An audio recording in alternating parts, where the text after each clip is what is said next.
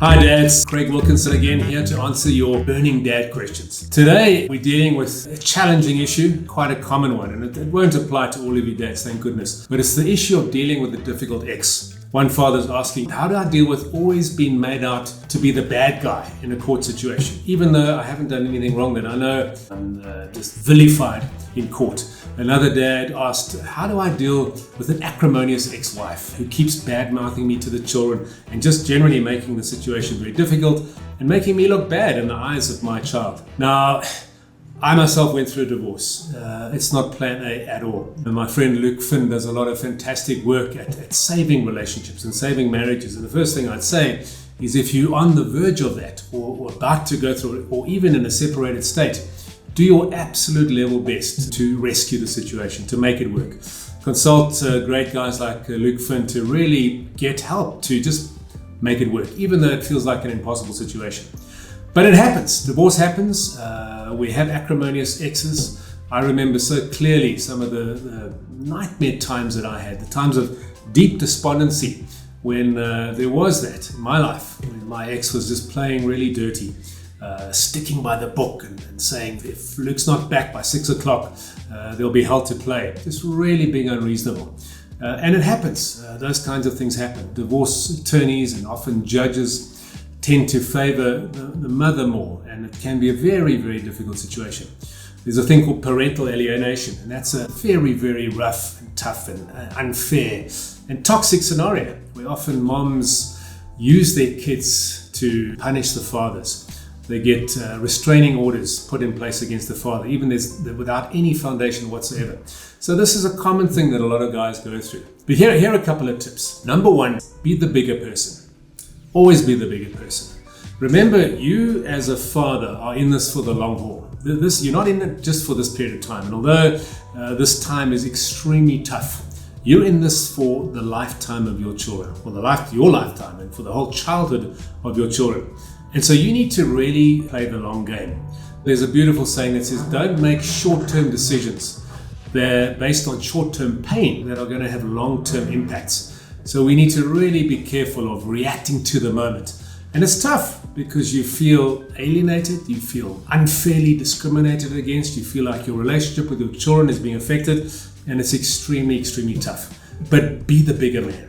Be the bigger man. Never ever badmouth your ex. No matter how much she's badmouthing you, don't badmouth her. Remember, your children are looking at you and they need you to be this rock, this solid place, this place that's steady, that's secure, that's loving, that's kind. And if you are that, they're never going to forget that. It may seem like all is going wrong at the time. You may ache on a weekend to be with your kids and you can't because it's not your weekend.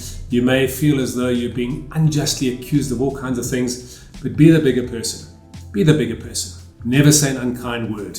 Secondly, never use your children as messengers. Parents often make this mistake, divorced parents, is the kids become these messenger pigeons that run messages between the parents. Don't do that. Remember, this is your problem and your ex-wife's problem, as it was mine and my ex-wife's, but it shouldn't be made to be the children's problem. So never send messages through them. Phone her. Give her a message directly, even though she may use that methodology. Doesn't want to speak to you. But don't let them be caught in the middle. Never let them see you fight. Never let them be caught in the middle of the fight. Never ever let your kids have to make a decision or make a choice, mom or me. Never ever allow that. Never allow them to see you shouting at her or to be caught up in the middle where they feel like they have to choose sides or they have to make a judgment. Just as a father, be the bigger person and don't allow that to happen. You'll be doing your kids such an incredible service. Next thing, don't hold on to bitterness and anger. And this is a very tough one. The more we carry resentment and anger and bitterness towards our ex, they're going to pick that up. The kids will pick that up. Remember, no matter how bad she was to you, no matter how acrimonious your split, she is still the most important woman in her children's lives, in your children's lives. And so the more you badmouth her, the more you feel resentment towards her, they're going to pick this up and it's going to tear your kids in two.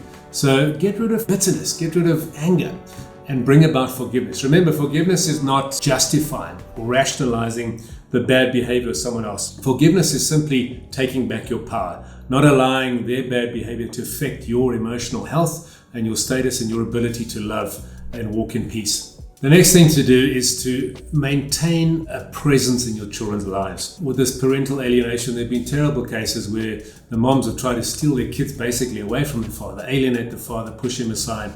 But no matter what it takes, maintain a presence in your children's lives. Call them daily, WhatsApp them daily, even in the times when you don't have them in your presence. But never lose contact. Always be available. If you're constantly available for your children, even though they're not in the same household as you, you'll give them a tremendous sense of security.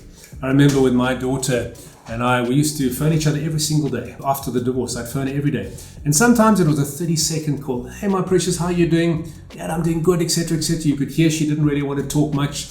She was wrapped up in something absolutely fine. But the fact that you're this constant presence in her life or his life makes a massive, massive difference to your children. So maintain that presence in their lives. Never, never, ever break that. And finally, use the time you have with your kids well. If they're with you, engage with them fully. You know, I've seen dads, it's their turn to have the kids, they go to a pub and the kids sit in the corner playing a video game, or they go to a friend and have a drink and watch a game and the kids are just in the corner. When you have your kids, make sure you fully utilize that time. Engage with them 100%. Put away your devices. Even if there's an important game to watch, switch it off, record it, watch it later, but just engage with your kids. You are their rock.